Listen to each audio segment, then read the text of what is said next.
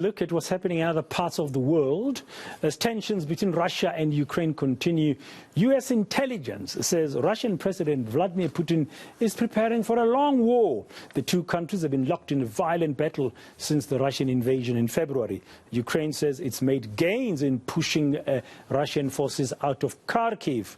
Meanwhile, British Prime Minister Boris Johnson is said to be meeting his counterparts in Finland and Sweden to discuss the war, the security of Europe, as well as NATO membership. Let's unpack these stories now with our UK correspondent, Olly Barrat, who's joining us now live from Riga in Latvia. Good afternoon, Olly. Thank you very much for your time all the way from Riga this afternoon. Tell us about the Ukrainian claims that they are making some gains around Kharkiv in this war with Russia.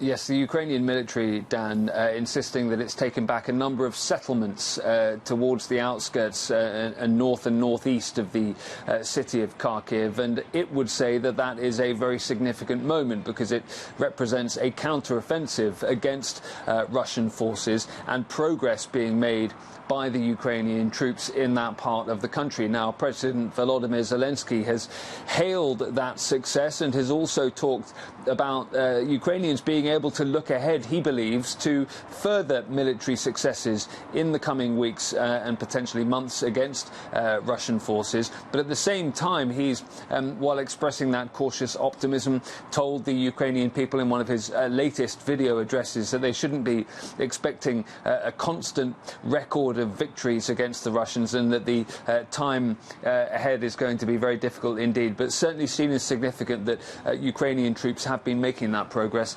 around the city of Kharkiv. So that's news from the war front, so to speak, but let's focus on the visit now by the British Prime Minister Boris Johnson in Scandinavia, Sweden and Finland, I understand, ahead of their decision around NATO, joining of NATO. Tell us more about this, because it's interesting, because Ukraine, the whole thing blew up, according to Russia, because Ukraine wanted to join NATO. Exactly right, and where I'm speaking to you from now in Latvia, it's a NATO country and it has felt absolutely more secure as a result of being a NATO member in the face of potential future Russian aggression, and that's why countries like Sweden and Finland are now considering joining NATO, and absolutely that would effectively mean that the opposite of what Vladimir Putin would like to see would be unfolding. He has always viewed NATO expansion as aggression towards Russia. NATO would absolutely deny that and says that it only boosts its own troop numbers in places like Latvia, where I'm speaking to you from, in Eastern Europe, in the face of Russian aggression. But we do expect that in the coming days, both Sweden and Finland will make it official that they want to join the NATO military alliance. Now, ahead of that announcement being made, Boris Johnson has been in Sweden today and he's heading now to Finland, and in both countries he's signing military agreements, and what those agreements do is promise that if Sweden were to face some major crisis or a foreign invasion from another country, then it would be able to request military help from the UK, and the UK would guarantee to come forward with that assistance. Now, it works in the other direction as well, this agreement, but is very much designed to counter the potential of future Russian invasion or aggression of some sort. That is very much what this is about, in that grey area between Sweden and Finland saying that they want to join NATO and actually being able to do so. So the UK is stepping in here, stepping into that gap and saying, in that intervening period, after you join, you ask to join NATO, and the date when you are actually a member and therefore guaranteed by those NATO guarantees, then in the intervening period, the UK will be there for you if you need military assistance and support. Yeah. So you are in Riga in Latvia, a member of NATO, as you say. Sweden and Finland now set to join. I saw reports a few weeks ago when the Finland story was coming up that Vladimir Putin might not be happy. And now there's also information coming out. I wonder how he's going to respond or react to the news of what might come out of Finland, for example, and Sweden joining NATO. he's now apparently, according to U.S. intelligence sources from the reports we're getting, prepared for a long conflict in Ukraine.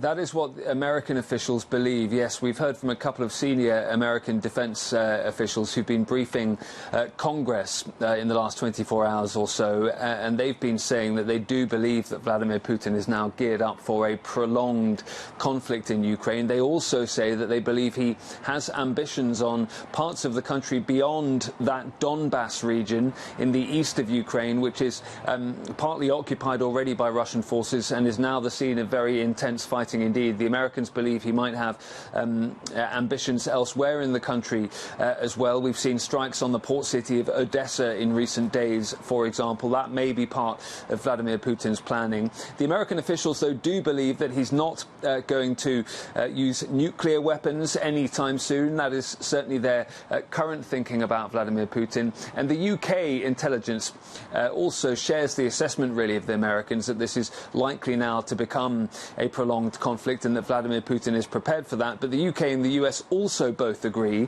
that Vladimir Putin continues to underestimate Ukrainian resistance, overestimate the capability of his own forces, and that is why in parts of the country he has not seen the gains, the military gains and the achievements that he expected to.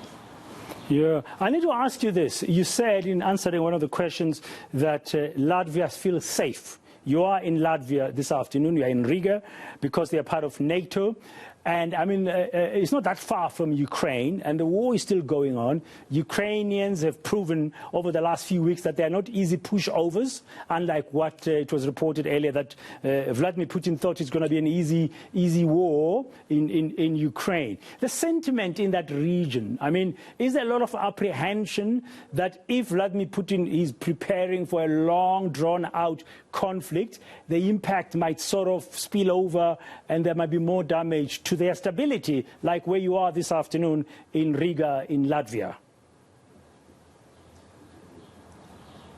Well, it's really interesting, Dan. When I first started coming here to report from Latvia after the Russian invasion of Ukraine, so we're talking about the end of February, the beginning of March, whenever anyone here in Riga learnt that I was a journalist, they would say, is Vladimir Putin going to invade us next? It was a very real conversation that people were having. You could sense the fear, the anxiety here in Latvia as a result. Now, things have changed since then, and that's partly because the Latvians can see the difficulties that Vladimir Putin is having in Ukraine, and they now don't believe that he would be able to launch some kind of aggression elsewhere in the same way. They also do feel protected by being a NATO member state, and since Russia's invasion of Ukraine, we've seen more NATO troops committed to this country and others along the so-called NATO eastern flank. So the mood has shifted here. I think people are not completely past those anxieties, but they are a little bit more relaxed than they were just a few weeks ago.